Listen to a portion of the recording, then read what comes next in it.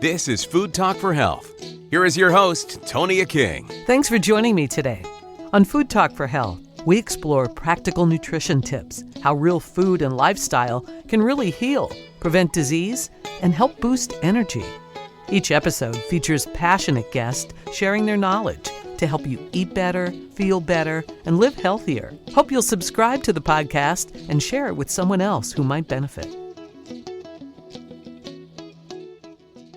My guest today is Cheri Calbom, author of The Truth About Seed Oils. Thanks for joining me, Cheri. Thank you so much for inviting me on your show. There are so many different oils, it seems. Tell us a little bit about what seed oils are exactly. Yes, so this is a big conversation going on right now, talking about seed oils, and there is confusion about it. So what's the difference between a seed oil and a vegetable oil? They're the same. It's just two different names given to the same product. And we started calling them seed oils in about 2010. Prior to that, way back into the 1950s and prior to that even, they were calling them vegetable oils because that name was more desirable. They used their slick marketing and thought everybody wants vegetables, and this is the new modern oil for the American cook. And they rolled out these golden, odorless, tasteless oils that weren't good for us, but they told us they were heart healthy. And we've been told that for decades.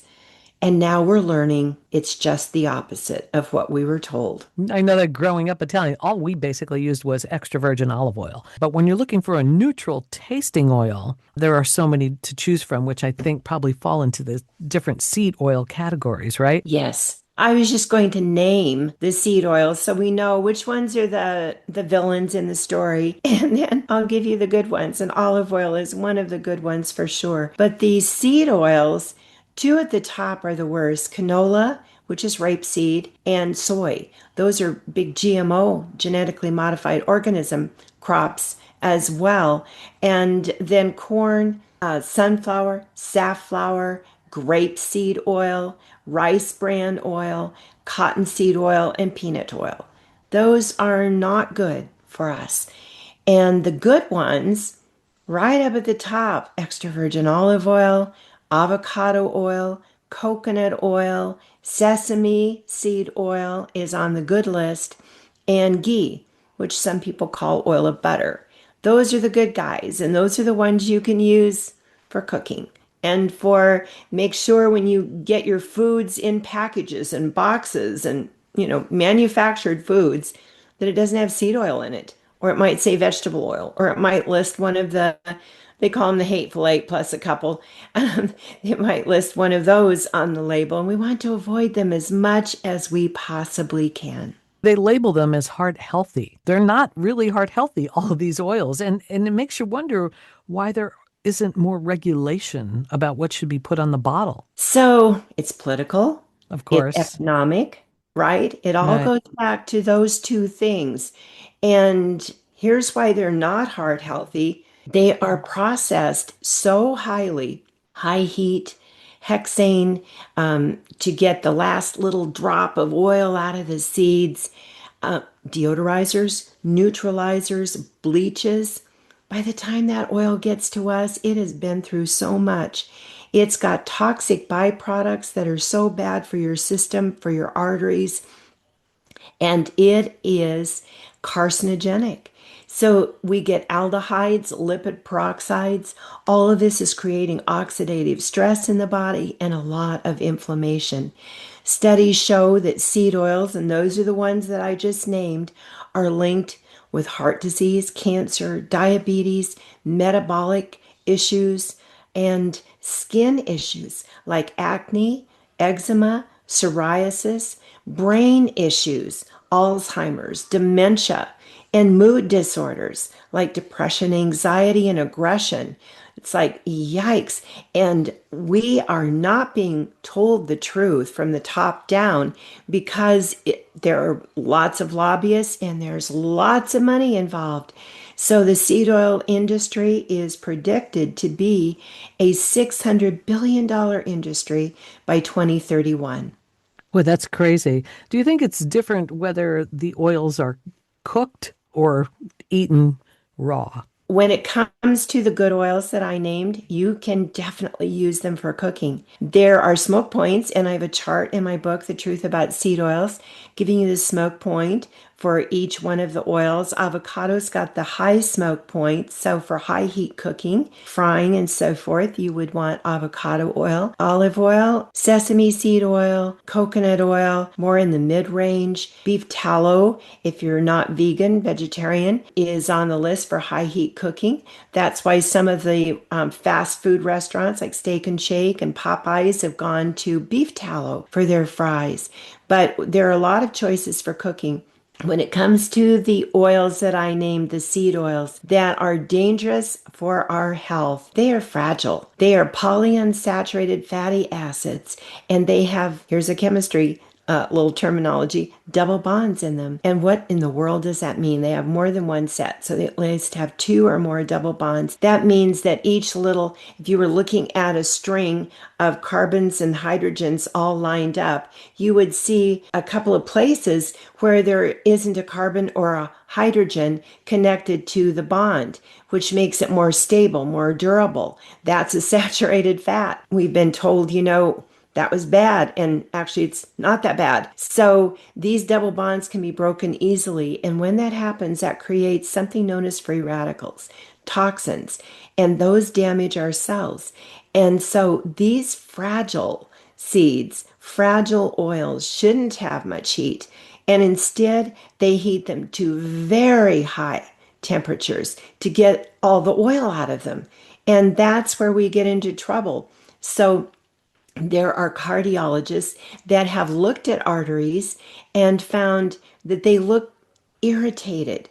One cardiologist that we quote in The Truth About Seed Oil said it looks like the arteries were scrubbed with a stiff brush. They were red and irritated. And of course, plaque is going to form over that. It's like if you irritated your skin or cut your skin, you would form a scab. Well, that's what's happening internally. And so wasn't the fat and cholesterol that they did find in the plaque when they did autopsies, but it wasn't that per se that was causing the problem. It was what was causing the irritation to the arteries. And so many now, doctors, cardiologists, scientists, and so forth, have linked seed oils to causing that irritation, along with other things like sugar, smoking, chemicals, additives and preservatives in our foods, things like that. But the seed oils are right up there at the top because you know what? They're in almost every packaged food we buy, restaurant fare, fast food stuff. Eating out is like a seed oil extravaganza because restaurants all just about use them. There are just a few that don't. So we have to be so aware, wise shoppers and wise when we eat out. I wonder the fact that people have been using seed oils for so long, can they switch and still cleanse themselves? They can, yes. So switching is a very good idea because our cells are always turning over, right? We're not stagnant. We're not just staying in one place all the time. Our cells have constant turnover. So when you get good oils coming in, good fats coming in to your diet, and you get the bad oils out, you're going to have good oils for your body to choose from, good fats to choose from when there's cell turnover. And around the cell is a fat membrane that is the outer coating of each cell in our body. And when we don't have the proper fats, the proper fatty acids to replenish that outer cell membrane, our body's going to use what it has. It's going to do what it needs to do to stay alive. And so it's going to use inferior oils, and they're going to replace what was there in the outer membrane of our cells. And so we're going to have inferior cells, inferior membranes. And that's where they've linked the seed oils to insulin resistance. That's just one of the things, one of the many things. But the cells, that means, aren't taking up insulin properly. And so people have more insulin floating around in their system. And that is what's called insulin resistance. And that can be tied to obesity or overweight. So the list goes on and on. But yes, you can cleanse your body. It's the good fats meal plan that is going to help restore your body. And it happens from your brain to your toes. The brain is 60% fat plus a lot of water. When we get the wrong fat, we get oxidative stress in our brain, and that leads to all sorts of problems. So one of the things that people have reported to me when they've gotten on the right fats, the right diet, tried their best to be a wise shopper and get the bad stuff out, brain fog seems to be going away. Headaches. I had one young woman that got rid of all the seed oils that she could. I don't know that we can ever get rid of all, but a lot.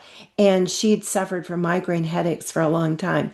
Got the seed oils out of her diet, and lo and behold, she didn't have any more migraine headaches. That's pretty amazing. Yes, I love stories like that, right? Absolutely. We are talking with author Cheri Calbom about the truth about seed oils. What's your background, Cheri? I'm a Master of Science in Whole Foods Nutrition. What led me to that was a journey into health. I was really sick in my 20s. I had chronic fatigue syndrome and fibromyalgia and had to quit work, go move in with my dad and stepmother and sleep about 12 hours a day and wake up tired and weak. And I felt like I couldn't even go for a walk around the block.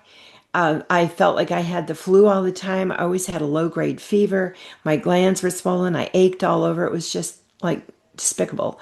And being young in my 20s, my whole life ahead, and I thought, this is ridiculous. I've got to find a way out of this, and no doctor could help me. They still don't know about those conditions, what to do, try to manage it with drugs, and that doesn't work, that people don't get better. So I went to some health food stores, talked to people there, and learned my diet was pretty bad, all wrong. I loved junk food and fast food, and I hated vegetables, and I was a sugaraholic. No wonder I was sick, right? Yes. Learned about juicing, got my first juicer, went on a 5-day juice fast. On day number 5, my body expelled a tumor about the size of a golf ball. Oh my With, gosh. yeah, little blue blood vessels attached, about four or five of them. It looked like somebody cut them. Something had. I call it God scissors or nature scissors. It's all those phytonutrients just loaded into our juices. Things like apigenin, luteolin, fisetin, the list goes on and on of names you've never heard of before.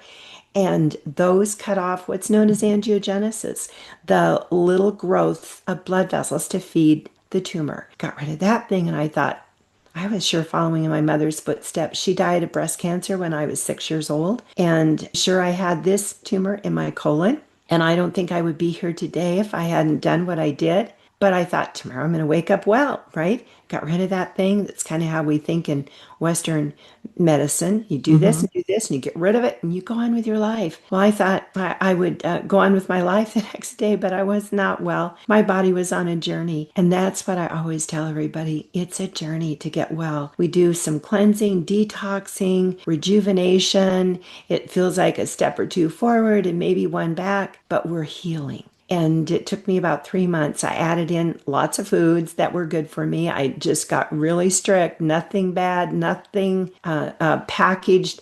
I made all fresh food. I did mostly vegetables, lots of salads and soups and stews and stir fries. And lo and behold, one day, 3 months later, I woke up, felt like somebody had given me a new body in the middle of the night. Isn't that amazing? What a story. Now, you're also known as the Juice Lady. Is that from all those years of juicing? Yes, and working with the Juice Man Company, with the Juice Man Juicer way back when, in the 90s. I was still a student when I went to work for them. And it's been an amazing journey of teaching people about juicing and what fresh, especially vegetable juices, can do for your body to heal and restore, rejuvenate. So many people have been helped. My first book, Juicing for Life, sold over 2 million copies. It went all over the world. And I've heard from people literally all over the world who have been helped. So it's amazing. You know, if you did just 2 things, started juicing and got rid of the seed oils, boy, I think your health would make a great leap forward. It sounds wonderful. We're talking with Cheri Calbom, her new book, The Truth About Seed Oil. Cheri, thanks for sharing some of your time today and a lot of your knowledge about oils. Oh, it's been such a pleasure. And I really encourage everyone, get my book, The Truth About Seed Oils. I've got over 50 recipes in there. I've got shopping lists and charts on smoke point and which oils to choose and which not, and lots of ideas for how to shop and eat out. You can get an app called the Seed Oil Scout app, and it will give you restaurants in your area. You'll get a little map and little green bubbles around your house of which restaurants don't use seed oils, and they have a scanner. So you can go shopping with your app and just turn it on the barcode, and it's going to tell you what's in there. Oh, It's that going is to tell great. you. Yeah, if there's seed oils in there, if there's other junk. So it's wonderful. And you can go to my website, juiceladyinfo.com or thetruthaboutseedoils.com, and just go to the seed oils page and click on that link, and you can get a free trial for the app. It'll get you on your way and teach you about wise shopping. And I just can't stress enough, this is how we're going to change America. We vote with our wallets. And if manufacturers can't sell their product, they're going to do something different, right? And we're going to make their choices. Thank you for such encouraging words. That's wonderful. Again, we're talking with Cheri Calbom, The Truth About Seed Oils. Thanks for your time today, Cheri. Oh, thank you so much. I'm Tonia King. Thanks for listening to Food Talk for Health today. If you like what you hear, please subscribe so that you never miss an episode. We'd love it if you'd leave a rating or a review so that others can discover the show as well. And be sure to share with someone who might benefit. You can follow us on Facebook or Instagram. Food Talk for Health is produced by Creative Voice and Media. Our theme was written and performed by Rick King. Thanks for listening to Food Talk for Health.